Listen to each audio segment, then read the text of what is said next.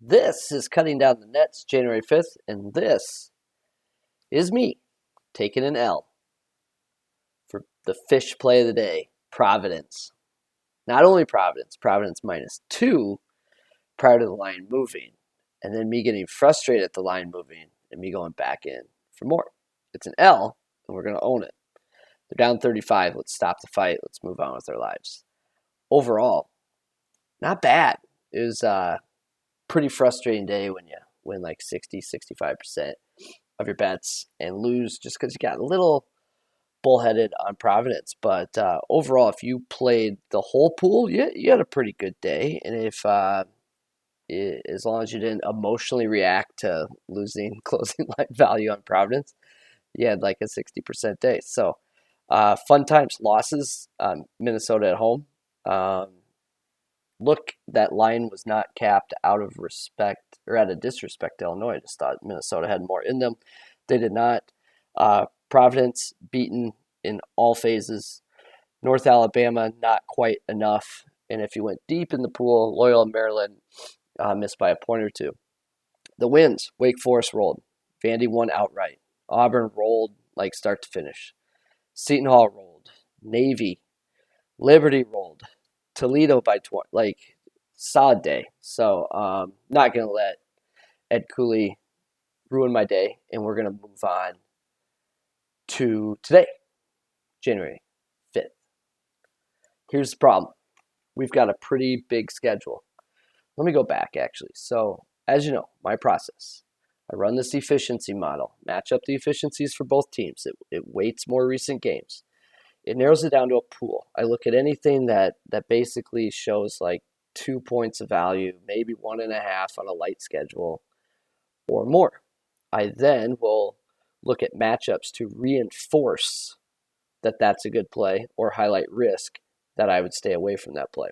And a lot of times it feels like I'm showing you a pool and then saying, yeah, don't bet this stuff. But that's kind of how this works. And I don't really look at anything that's not showing value, because regardless of the matchup, that's how strongly I feel in the efficiencies. So let's look at today's schedule, January 5th. Off to the right, you'll have the difference between my line and the spread line. And let me tell you, we are scraping the barrel on this schedule. Sometimes it just works out this way. Typically, I don't know, there'll be like 20 to 30% of the games worth digging into. You'll see that, man, the lines are just right on with what I have. And there's a few reasons for that. Early in the season, as I've mentioned before, the markets are a little too anchored to preseason expectations. I don't use preseason data really at all. Relying on games played, and I feel it gives me a significant edge during the first half of the season. We're now in the middle part of the season where these other sites and people are shaking off their preseason priors, and they've seen enough to make them comfortable. I was comfortable 6 weeks ago. They're now getting comfortable. But that means our numbers are actually pretty close in a lot of cases. Now, what's going to happen is over time, those people will continue to look at all of the season's data, and I will have moved on to only the most recent. And it's a rolling, I say it's a rolling average, but I mean, it's just heavily weighting recent play while still giving me a good enough sample to feel good about the size. So with that said, we are scraping today. Alabama, Florida. I had it -0.9. The line is -1. So there is zero value on that game for me. Not even worth digging in matchup wise. Texas Tech and Iowa State, this soft opener was a 0, so I looked into it. Similar styles. They both have questionable offenses, strong defenses. They both force turnovers. Tech with the rebounding edge. Iowa State's just kind of living off 3-point luck, but they have a significant home court advantage, so it's like, yeah, it's fair. So not going to bet that game. North Carolina, Notre Dame. KenPom has this at 1. I'm closer to 5. The line is 2.5. I mean, I like betting on stuff. So if I run out of things to play, I'm probably going to accept road North Carolina at 2.5, even though I don't want to. I just would hope it gets closer to 1, but it's North Carolina. You know what I mean? So who knows? Syracuse, Miami, like nothing there. Davidson, St. Joe's. Okay, I'm forced to look at this because there's a little bit of value. St. Joe's forces jumpers. Yeah, not really a good thing against Davidson. So not much here. VCU, Dayton, this kind of bounced around as I couldn't tell who was favored early on because they both were dogs, which is usually just the site kind of malfunctioning. But it looks like we're settling right now on Dayton -2. This just is not a good spot for Dayton. They have major turnover concerns.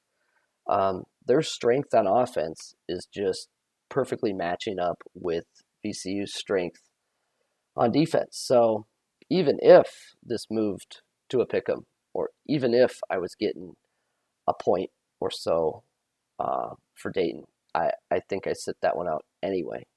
So kind of the theme of the day. Missouri State, Bradley. Just not enough there. Chattanooga, Wofford. This opened, soft opener, Wofford slightly favored, and it was like, yeah, I could maybe talk myself into it. I don't like it. But now Chattanooga is favored by 1.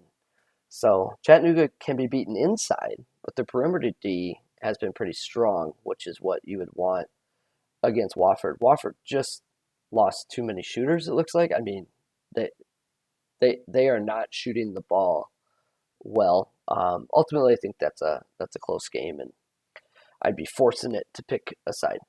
Tulane and East Carolina. Yeah, not much value there either. DePaul St. John's. That's been bouncing around 5.5, 5, somewhere in there. So slight lean St. John's, but not going to go there. Hey, we have a 4.2. We have a game to bet. No, we don't. It's Creighton Villanova.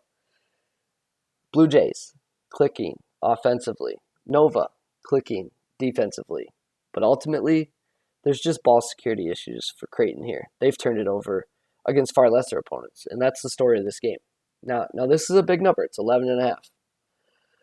However, Nova won by 20 in Omaha a few weeks back, and they were cold from deep.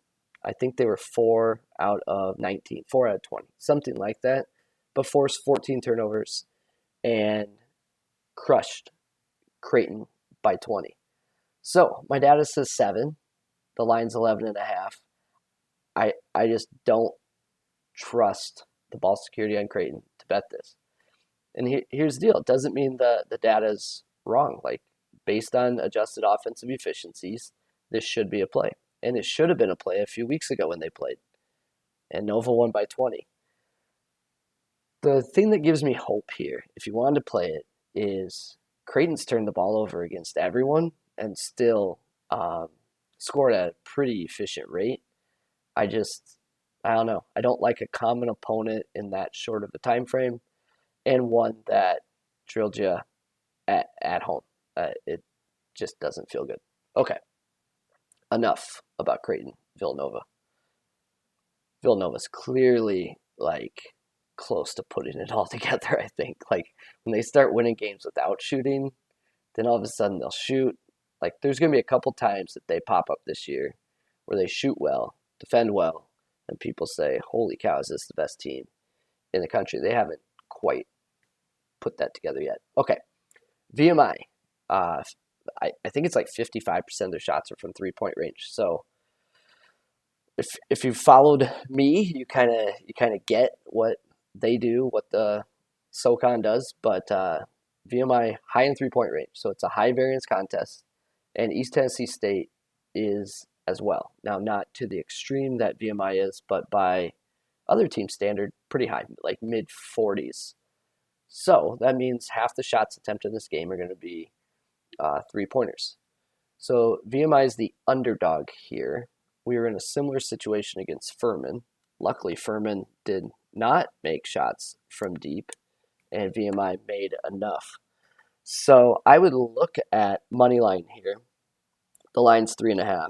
And when you're shooting that many 3-pointers, it's like, I don't know, you might as well just take the money line because this bell curve is just extends far further and doesn't have the peak at the median outcome that other games can, if that makes sense. So I do like VMI here, but it's standing out mainly because of the schedule, if that makes sense. Penn State, Northwestern, not much here. Citadel, Western Carolina, nothing here. I even flagged this game out of hope. I think Mississippi's pretty fraudulent. They have awful shot selection, and Tennessee's going to just feed off that. Like, they're going to ask you to shoot those long jumpers. They're going to be contested. It's going to be awful. And Ole Miss has some COVID rummers going on. So, yeah, was hoping maybe get like a 14 or something. Yeah, not the case. 16. I have it at 17.3. So it's an orange just to let you know, hey, it's worth looking at if the line dipped, but I'd watch for COVID news. Furman, Greensboro, I like Furman here, but again, this line's 3. Despite Ken Pond being 1, I'm closer to 4. So if I got a 1, I'd want to be in on Furman. Put me in the middle of the end of the workday tomorrow, and I'm like, yeah, I could go for some Furman -3, even though it's showing no value, just because I do like that matchup for the Dins. So nothing here with Youngstown. Slight one on Michigan State against Nebraska, but I don't know. I think people are learning their lesson about these large conference spreads. They are pretty tricky regardless of location. Next few, Bowling Green, Buffalo, I got nothing for you there. UMass, Richmond, nothing. Valpo, Northern Iowa. Alma Mater, shout out, nothing. Temple, UCF, literally nothing. And we got a game. Prairie View A&M versus Southern. You thought Swaction was dead. Swaction's not just Mondays. Swaction can be Wednesdays. So here's the story on these teams. Southern forces turnovers 25% of the time. And you'll see often they exceed 35% of their opponent's possessions. Happened to Texas Southern on Monday. They force a lot of turnovers. They get absolutely obliterated on the glass, and they give up lots of easy buckets. PVAM turns the ball over 23% of the time. They don't care about the glass either, and they're 335th in 2-point defense themselves. Southern is significantly better around the perimeter, both as a shooting team and a defending team by SWAC standards. So efficiencies say, hey, there's an edge here on Southern. Matchup says, hey, I support that based on the matchup, and I really think Southern can force a lot of turnovers. It's still a sloppy whack game. Those can be high variance, but on a schedule like this, sign me up for that. Texas Southern, who just got absolutely pickpocketed by Southern on Monday. I think it was 17 first half turnovers. I swear they had like 24 possessions. I'm probably wrong on that. The game ended as I think it was 37.6% turnover ratio. So imagine, like, you've got X possessions to start a game where you can hopefully make a shot or get fouled, and if you miss it, get a rebound, whatever. Imagine just taking 37% of those away where you don't get the shot off. Like, you don't even get an attempt, and how hard that is to win those games. Houston, South Florida. I don't know who's playing for Houston yet, so I clearly didn't after the last game. So that's pretty iffy for me. Although South Florida just extended their coach with a losing record for like a bunch more years. Kind of funny. Pitt, Louisville. This is more a data play against Louisville than for Pitt. And typically when that happens, there will be another spot where we can play against Louisville. Pitt just has immense trouble scoring, and there's just plenty of risk here versus the Louisville bigs. They've got two guys 6'10" or bigger, and just have a pretty significant presence inside. So it's showing a little bit of value, but yeah, Pitt sucks, man. But Louisville, I'm coming for you. You're on the list. Just like Ole Miss was, just like some of these other teams. Your time will come. Nothing here, nothing here, nothing here, nothing here. Gardner-Webb, Charleston Southern. So these are two poor offensive teams. Gardner-Webb's a little bit on the slower side. Charleston Southern's on the faster side. Charleston Southern gives up lots of easy baskets, and Gardner-Webb is significantly better on defense. So if you're scoring at home, Gardner-Webb, not a very good offensive team. Okay defensively. Charleston Southern, not a good offensive team, and significantly worse defensively. But she's a big number, 9.5. But I'm going to hit that one. Nothing here in this SWAC matchup. Let's get on to the Missouri Valley. Something to note here. So I'll probably be doing a show on all the resources I use. On this sheet, I reference Torvik and KenPom. I want to talk shot quality, and shot quality is taking a deeper dive into the location of the shots and not just taking them as to what they are, meaning 3, long 2, mid 2, close to the rim. They factor in guarded versus unguarded, cuts to the lane, and certain coaches are better at generating good shots just schematically. And Schurz from Indiana State is a phenomenal coach at that. Another one in the Missouri Valley is Bradley. So a little teaser there. I want to dig into shot quality stuff in the near future before the season gets too far along. Okay, what else we got? We got 4 games left. Fort Wayne, Cleveland State, not much there. Not much here on North Florida, Florida Gulf Coast. Alcorn State, Jackson State, nothing there. And then, yet again, Mississippi Valley State, the worst team in college basketball, is showing as a value play, and I will not go there. That leaves me with a light card. What I'm looking at is VMI plus 3.5, sure. Southern minus 4.5, okay. Gardner-Webb minus 9.5, look, need some action. Pitt plus 12.5, now you're in the second tier for sure. And I don't know if I'll play that. I'm betting the first 3 tonight, though. North Carolina, look, they'll probably show up on BetStamp just because I'm a degenerate. That's what we do. So, I forgot. You take your L's all day long for cutting down the nets. Bear with me as we scrape the barrel. Things are going to get better, and all of a sudden it's going to be like, oh my gosh, there's so many plays today. Then you're picking the best of the best.